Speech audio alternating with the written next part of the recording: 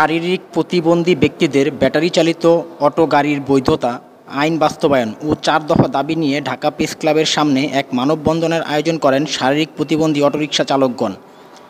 উক্ত মানববন্ধনে উপস্থিত ছিলেন ঢাকা উদ্যানের রানা হোসেন, কামরাঙ্গীচরের রাসেল মিয়া, মোহাম্মদ আল মাসুদ হোসেন, জিঞ্জিরার মনির হোসেন, হাজারীবাগের মোশাররফ মিয়া, মিরপুরের মোহাম্মদ হাফিজ, মাওলানা বাহার হোসেন ও আব্দুর রহিম সহ সকল অটোরিকশা চালকগণ।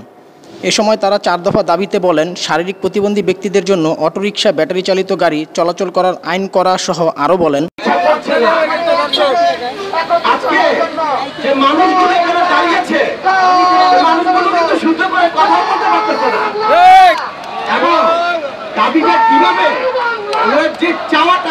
কিভাবে চাইবে এই চাওয়ার মতো ভাষাটা কিন্তু ওনাদের কাছে জানা নাই।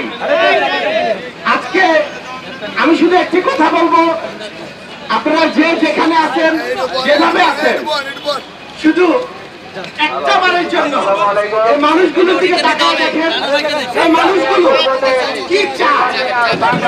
এখানে প্রত্যেকটা মানুষ একজনের পা নেই, এমনও মানুষ আছে যে দুইটা হাত নেই, এমনও মানুষ আছে যে একটা হাত আছে, একটা পা আছে, একটা হাত নেই, একটা পা নেই। এই মানুষগুলো কিন্তু আপনাদের কাছে যদি ভিক্ষা চায়, আপনারা যে কেউ 10 টাকা, 20 টাকা, 50 টাকা দিয়ে তাদেরকে সহযোগিতা করবেন। কিন্তু এই মানুষগুলো আজকে জাতীয় প্রেস ক্লাবের সামনে দাঁড়িয়ে এরা ভিক্ষা চাচ্ছে না, এই মানুষগুলো চাচ্ছে কর্ম করে জীবিকা অর্জন করতে। এই মানুষগুলো কি চায়? একটা পারমিশন চায়, যে অটোরিকশাটা যেটা আমাদের সংবিধানে আইনে যেটা পাস করা নেই, রাস্তায় চলবে ওই পারমিশনটা শুধু চায়।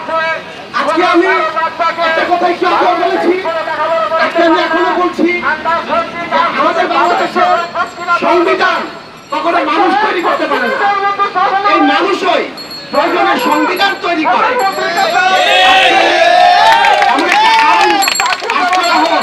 যেন প্রতিবন্ধীদের অটোরিকশা চালার পারমিশন দেওয়া হয়। আমরা রাস্তায় চালাতে পারি না, আমাদের গাড়িগুলো পুলিশ বাইরে ধরে নিয়ে যায়, আমাদের গাড়িগুলো ডাম্পিং করা হয়, আমাদের মতো প্রতিবন্ধী ভাইয়েরা ইচ্ছা করলে যে কোনো কাজ করার ক্ষমতা রাখি না। বেসরকারি কর্মচারী ইউনিয়নের প্রধানমন্ত্রী, আপনি একটু দেখো